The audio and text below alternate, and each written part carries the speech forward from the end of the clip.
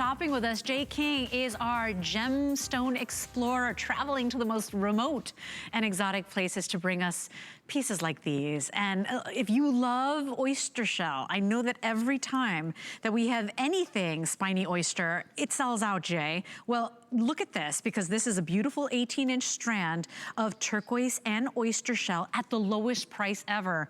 I would say an opportunity buy. We're over $100 off our appraised value, and that was the lowest we got back. Yeah, this is, and here again, this goes back, this is Azure Peak, so it's the Mongolian turquoise. It's more on the green side, the teal size, and then I've used Spiny Oyster. Both this design and the Spiny Oyster, anytime I do this or Spiny, it gives me flashbacks to times of younger days when my hair was much longer and black, not gray. This was actually, this design, not this necklace in particular, this design was actually the first piece of jewelry I ever made. Yeah. It was my very first. It was the very first thing I ever did on my own. And we used to make them in turquoise, funny enough, and we also did them in puka shell and different things that we could get. Later on, you know, we used to go down to Mexico, to the Baja. We used to go down to Guaymas and San Carlos, and we would dive. That's when you can't do it anymore. But we used to literally go down there and live on the beach. The only thing that we didn't even take.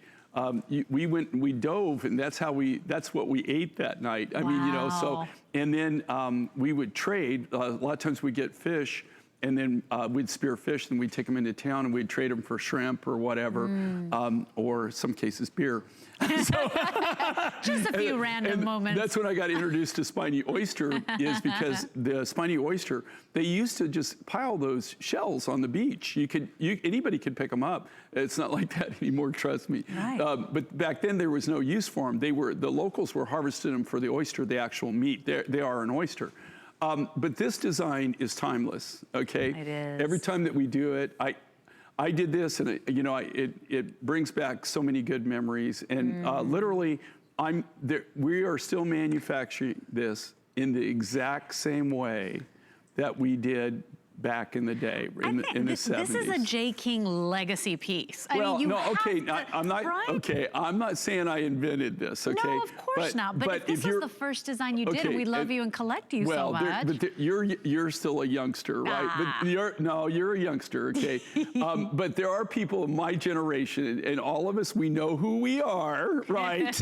I guarantee you, be male or female, you've worn this design at one time in your life. Absolutely. If you went to college in the 70s, like I did in the early 70s, late 60s, early 70s. Everybody had one of these, and a lot of them have multiples. You know, it's really funny. They did this thing on us. I think when it was my 20th, 4 years ago, it was my 20th anniversary. And they wanted us we had to do something weird. Do you have any original designs? Wow. Funny enough, I went back and in my trunk, like my keepsake trunk, I had my original one that I wore. Wow. And I literally almost wore it to death. It still fits perfectly. It looks great. You know, like if you go back during that time in my life, I didn't take a lot of photos, and I don't really know why, but you just didn't take a lot of pictures back then, or they didn't survive, one of the two. But any of the pictures that you have of me in college, I have that around my neck in most cases. Oh, today you'd be all over Instagram and Facebook, right? Well, but I gotta tell you, but like this is perfect. You're seeing a lot of guys, especially, I go to a lot of tropical places, okay? But I also go to a lot of Western places, you know, like, in fact, I just came back from Alaska, and this is almost a lot of the guys were wearing these. And you know, I did want to say, Ralph actually posted on our Facebook. He said, "Jay, how about an hour of just men's jewelry?" And Ralph, I mean, there are many of Jay King pieces, including the cuffs, that Jay says, "I wear this. I would wear this," and this is one of them, right? What a great example. You know, I hear you, brother. I mean, it would be, just so you know, I don't own HSN, so that would be tough. But we have brought that up, and we've done men's designs.